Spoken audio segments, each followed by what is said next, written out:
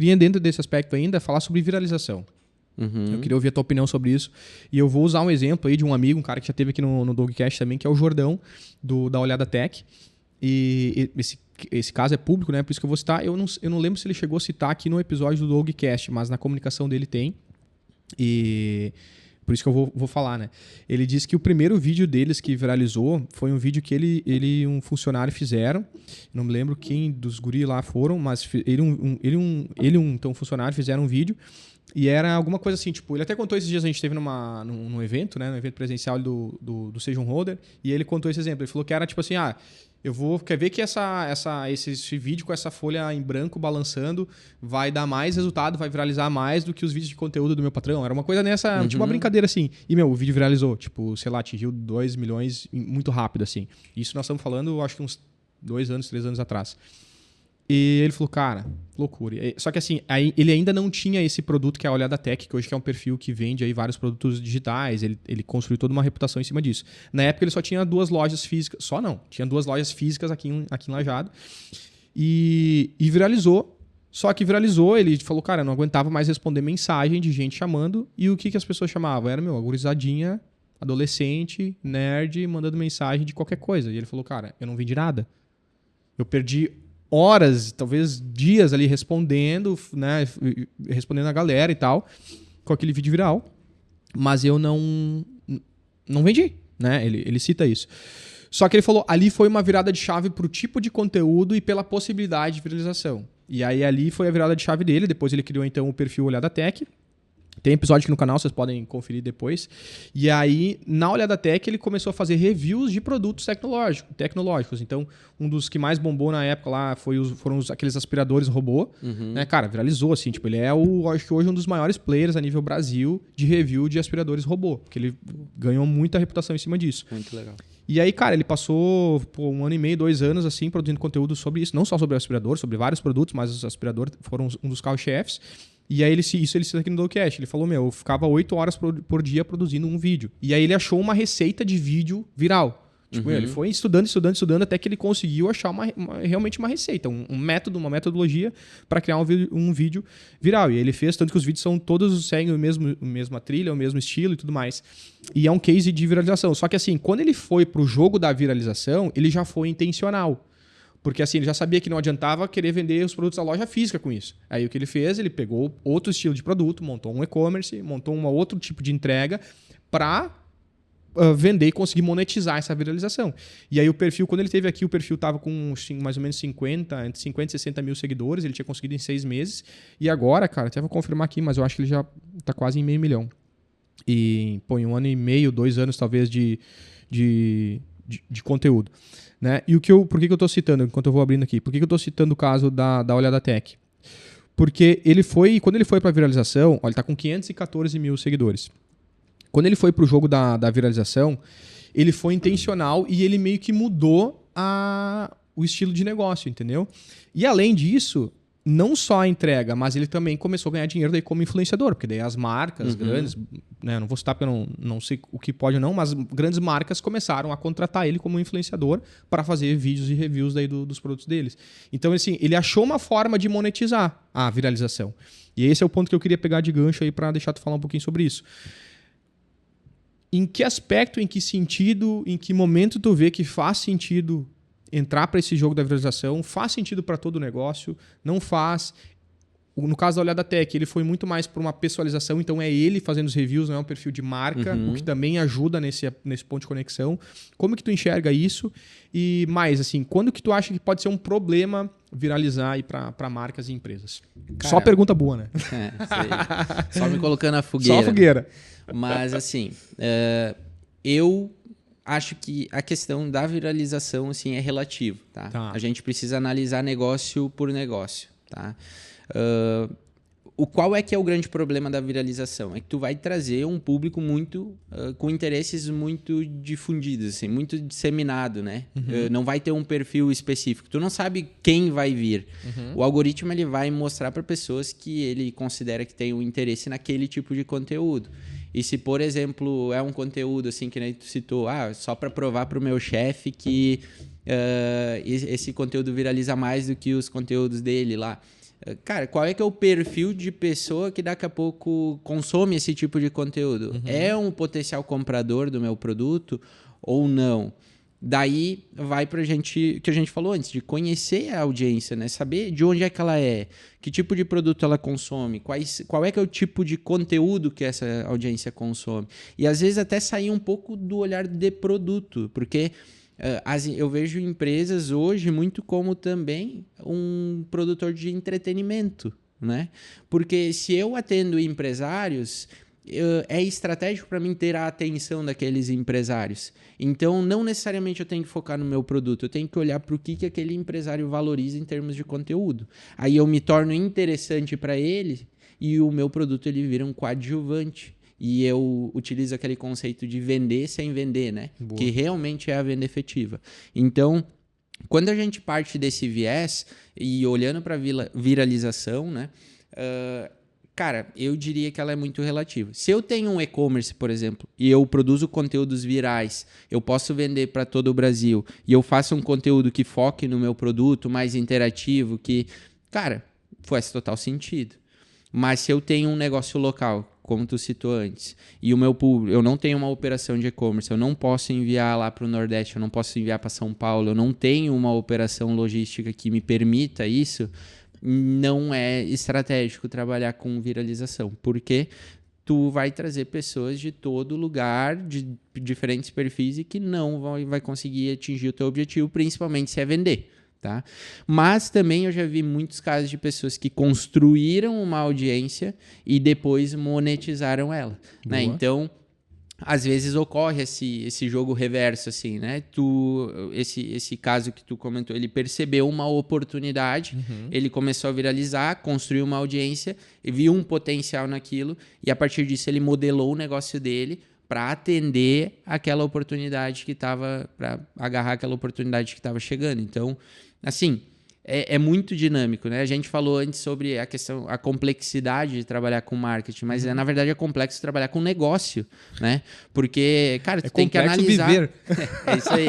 Mas tu tem que analisar diferentes, inúmeras variáveis, tu tem que identificar oportunidades ali e às vezes tu vai modelar teu negócio para ganhar a oportunidade, às vezes a oportunidade ela chega e tu consegue identificar e já agir mais rápido em cima dela, enfim...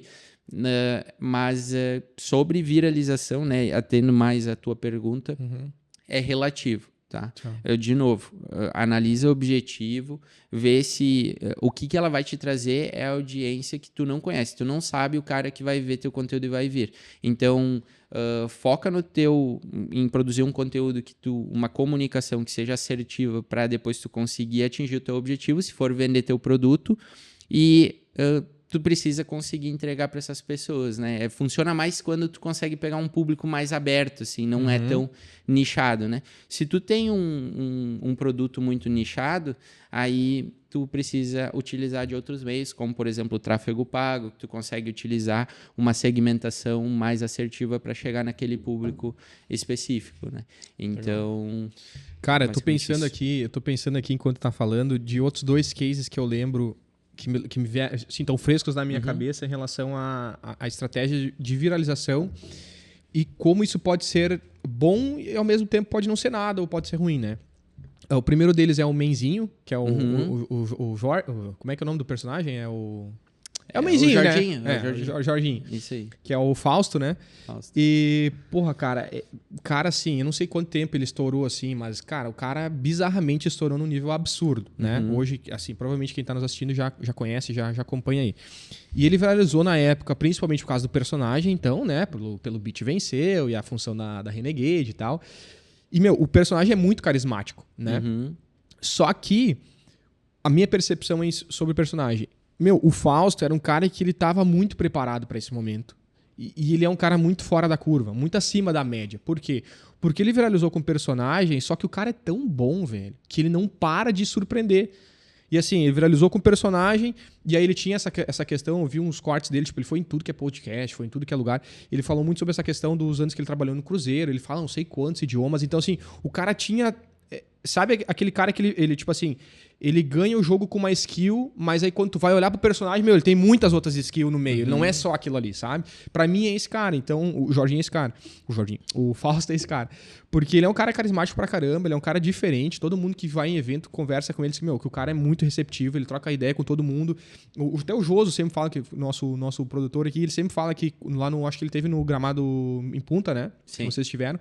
E ele falou, cara, é bizarro. Quando ia chegando a pessoa pra tirar uma foto com ele, ele já, tipo, lia a pessoa e ele falava, esse cara não sei o que. Daí do Joso ele falou da barba, falou de coisa. Então, assim, é um cara que conseguiu viralizar, mas mais do que isso, ele conseguiu usar toda essa estratégia de viralização pra ganhar o mercado, assim, pra se colocar no mercado. Então, ele é convidado pra tudo que é evento.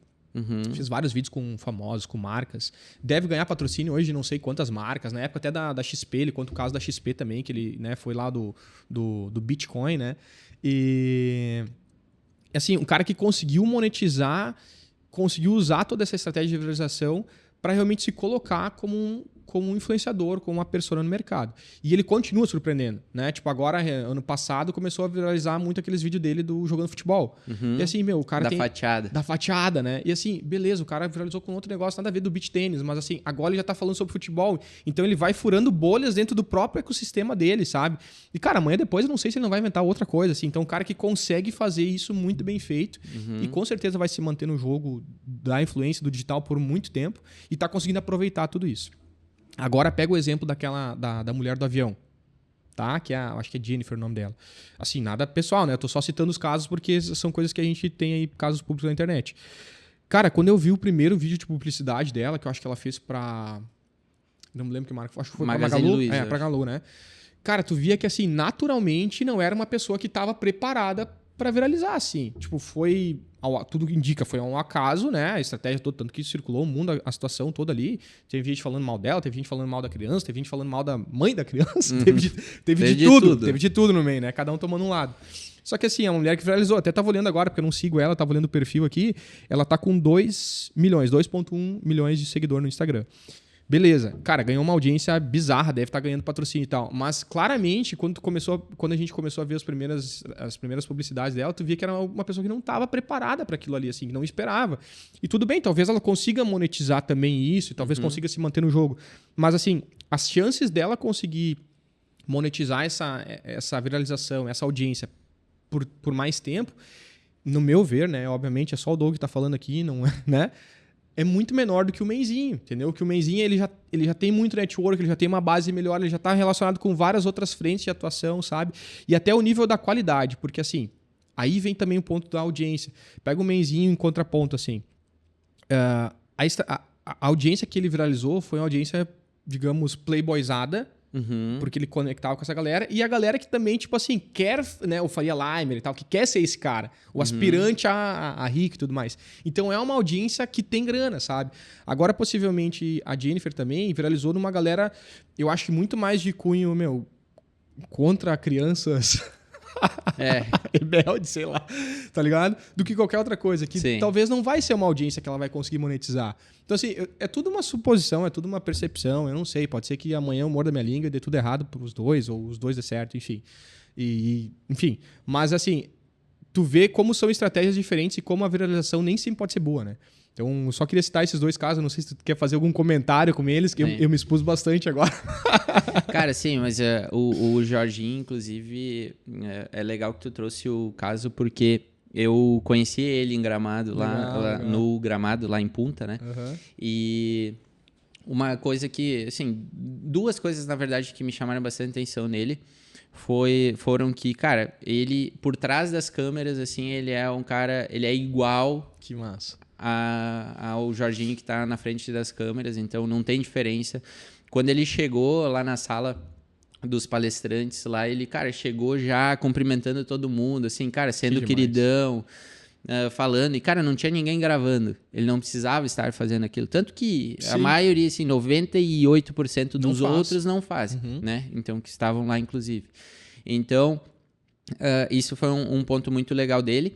E o segundo ponto que me chamou a atenção foi na parte da palestra dele, quando ele falou sobre a insegurança dele, que ele tinha em criar conteúdo. Caramba! Então, ele era muito inseguro ele tinha, tipo, cara, ele não queria, tinha medo de produzir em volume, porque, cara, ele queria achar a viralização que vai pegar ali, né, que vai ficar aqueles conteúdos mais chiclete, assim, né, que...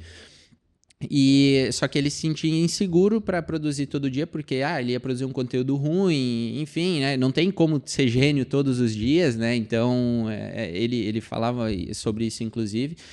E ele citou que ele recebeu um conselho, se eu não me engano, foi do Defante, mas eu não me lembro certo, tá? Mas eu acho que foi. Que ele falou, cara, produz em volume, tipo, vai, cara, quando não for bom, as pessoas elas não vai viralizar, as pessoas não vão curtir, mas quando tu acertar, vai pegar e vai dar certo, né? Então, até para quem então tem foco em criação de conteúdo, cara, isso é muito relevante, né? Porque Total. Cara, tu tem que chegar e fazer. Às vezes a gente pega os próprios empresários, né? Os CEOs das empresas, às vezes que é estratégico para eles estar mais à frente da comunicação, ter uma insegurança de aparecer, de estar na frente das câmeras, assim. Cara, mas o primeiro passo é tu fazer.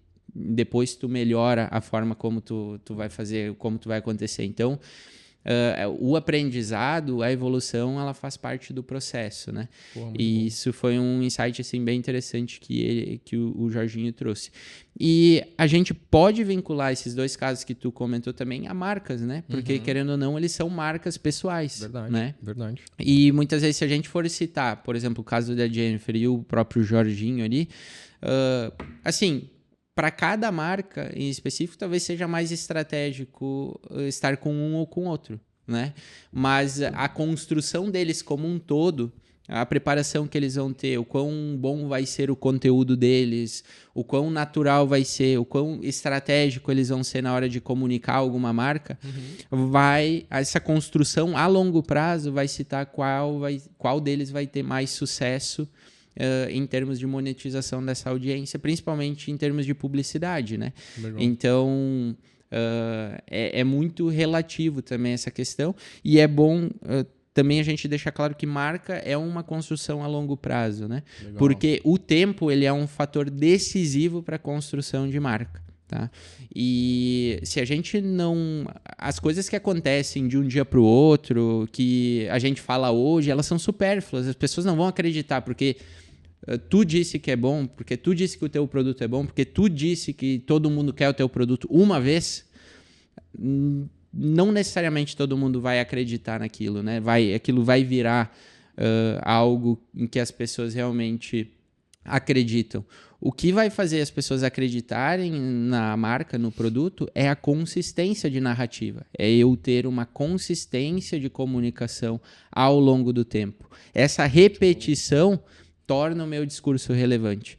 E isso, cara, é muito forte nas empresas, porque se tu foi num canal de comunicação, eu vim aqui no teu podcast, eu me apresentei de uma forma. Aí eu vou lá num outro veículo e eu me apresento de uma forma totalmente diferente. Eu vou no outro totalmente diferente. Cara, eu não tenho uma consistência de narrativa. Logo, o meu discurso ele é falho. E eu não consigo construir uma marca relevante, eu não consigo aumentar a percepção de valor das pessoas. Então, essa narrativa consistente. E o tempo é muito relevante para a construção de marca. E marca, eu sempre falo, que é um ativo que vai melhorar praticamente todos, se não todos os aspectos de negócio. Retenção de funcionários, de colaboradores, engajamento das pessoas que estão dentro da empresa, vendas, aumenta a percepção de valor sobre o produto.